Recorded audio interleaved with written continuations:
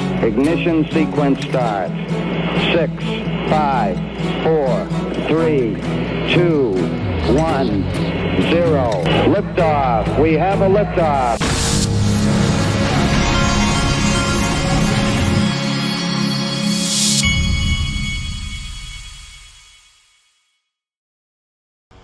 Hey everybody, this is the Digital Asset Investor. I want to remind everybody before we get going, Link2 is having their AI conference in San Jose, California at their headquarters. Right now until January 31st, you can get tickets for $50. There's a limited attendance amount, and I don't know if I'm allowed to say what it is, but there's not going to be many tickets, I can tell you that. So it's $50 off till January 31st, then it goes up to $100. It's free to attend virtually, so you can get tickets here. The link to, and I wanted to mention also, remind you that Tim Draper is going to be there, and then Robin O'Connell from Uphold, a lot of different people, guys from Link2. Brad Combs is going to be there, I'm going to be there. So come out there and say hello. And the link to this, to get the tickets, is in the top of the description of this video. So go check it out. All right. Caitlin Long keeps on making everybody aware that the FDIC is being exposed for all kinds of nefarious tactics here. She's got a whistleblower alert.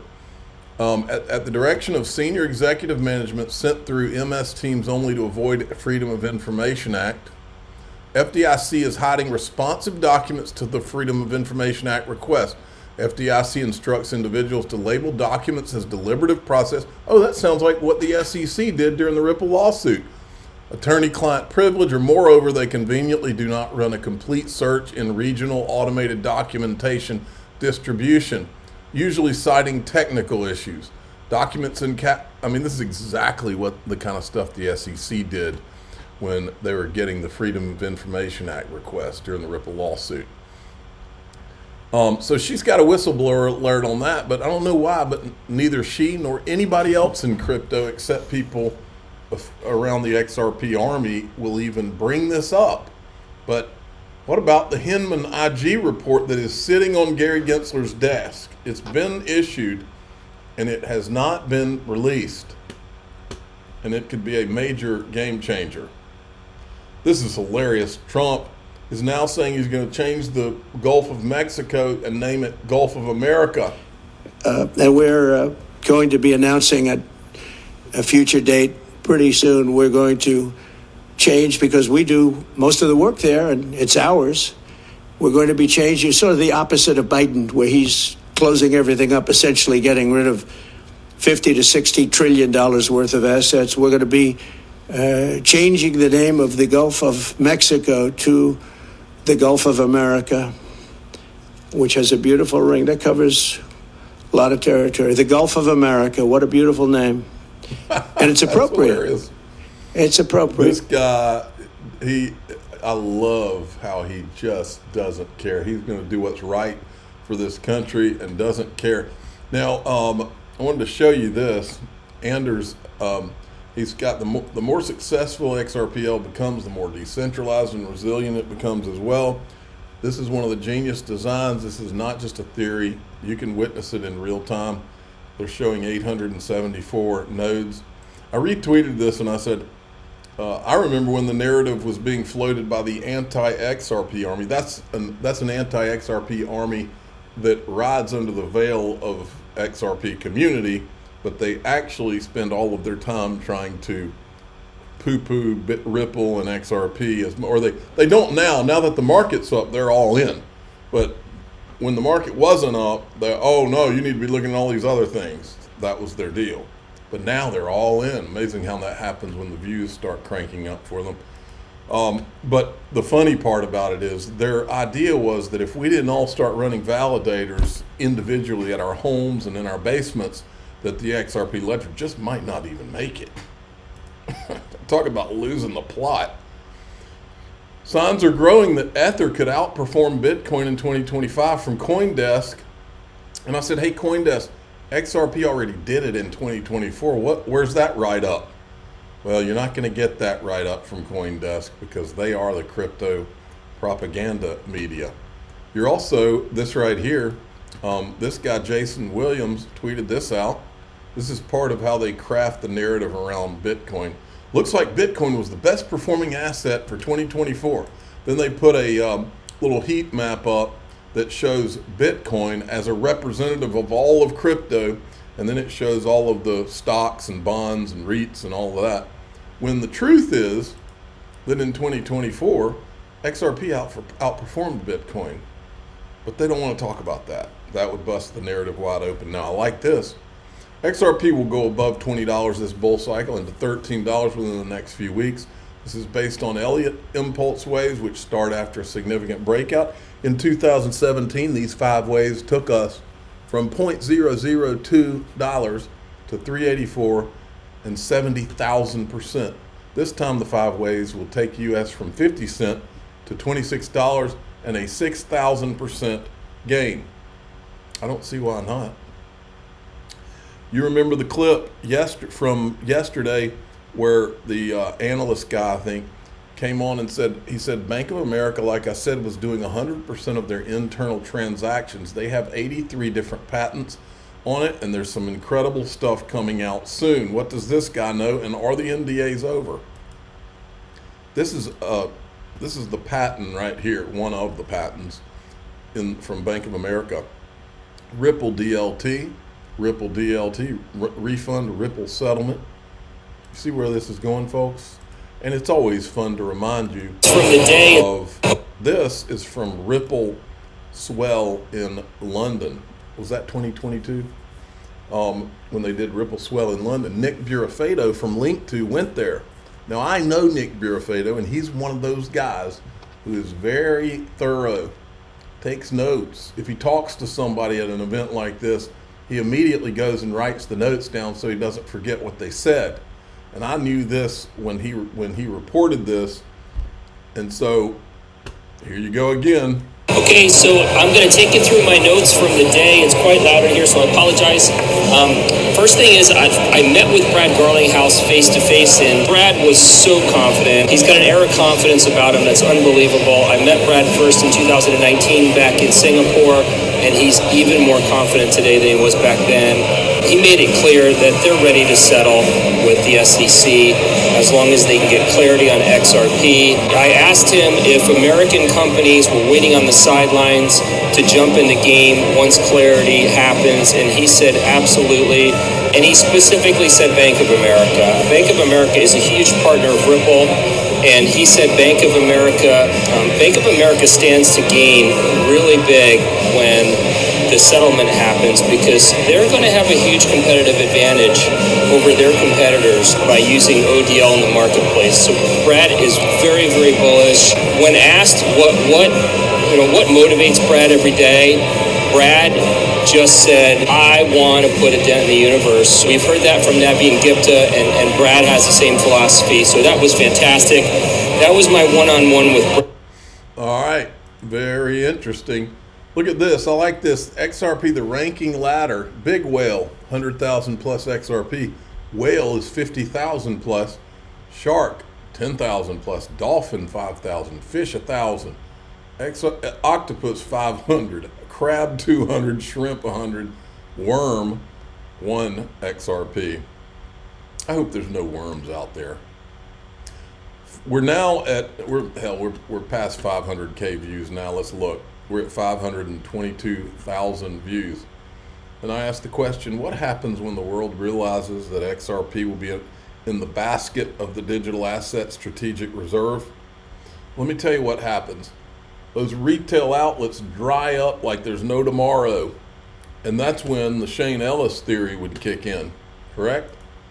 Okay, today we had a pullback in cryptocurrencies. The market went down about 0.1 or so trillion. And Bitcoin came back down from above 100 down to 96. XRP's down at 230 right now. Let me see.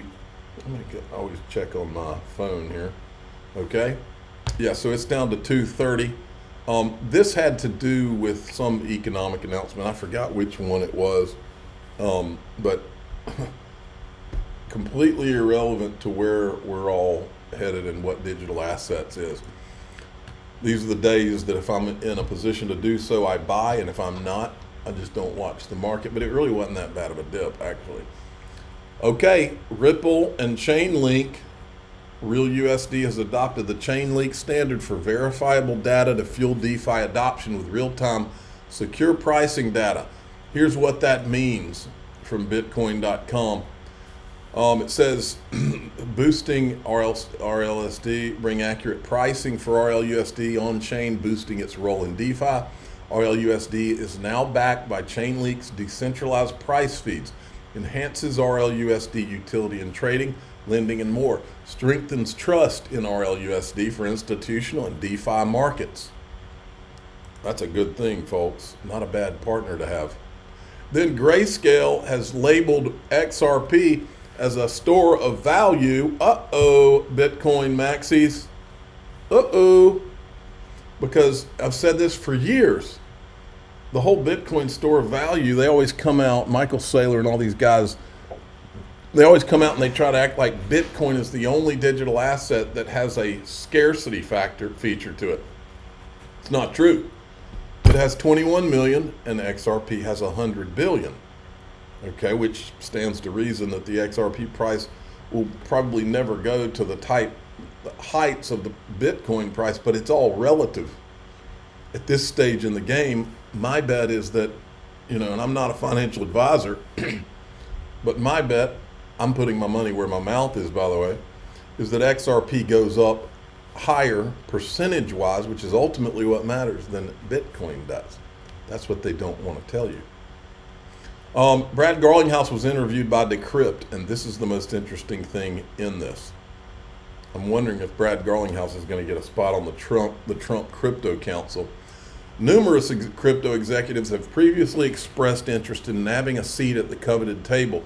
When asked whether he had already been tapped to serve on Trump's Crypto Council, Garlinghouse wouldn't say one way or another, but added that he has been in touch with the transition team and is aware of what they have planned when it comes to crypto policy in 2025. I feel really good and frankly very excited about what I have learned about those plans, he said. Man, that can't be anything but bullish, can it?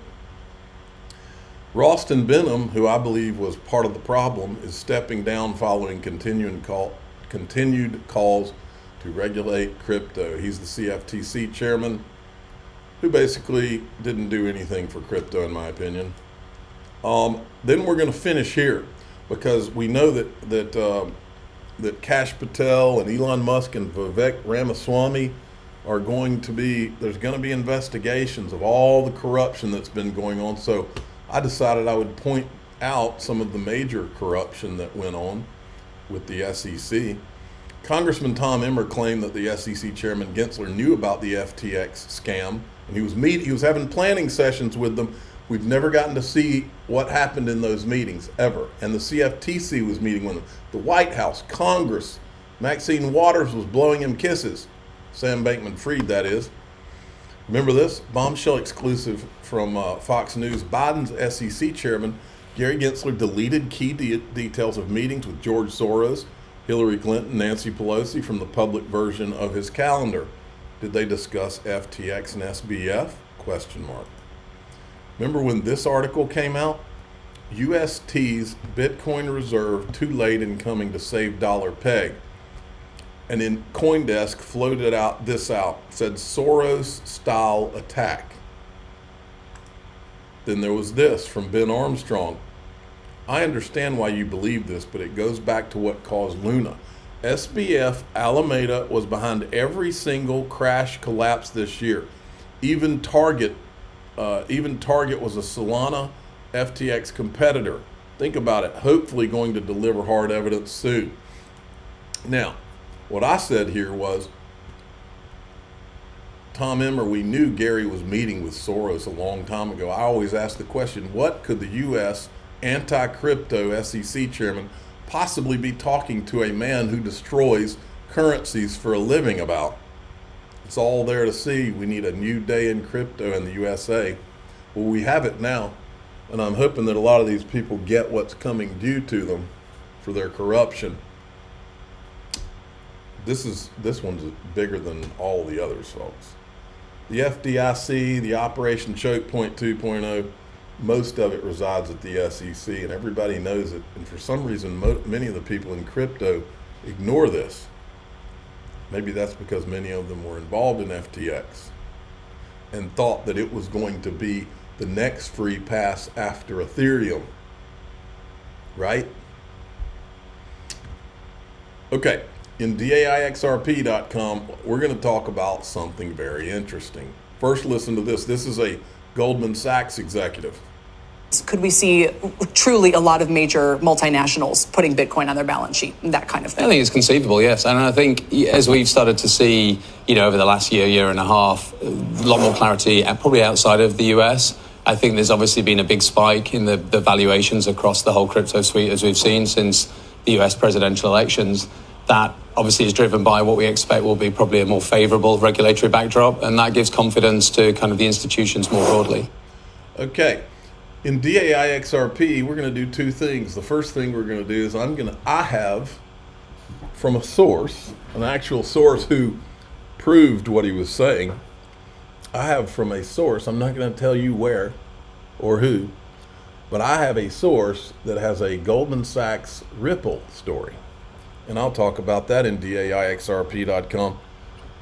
I'm also going to show you some Brad Garlinghouse spottings that aren't out there and that I haven't seen out there on X.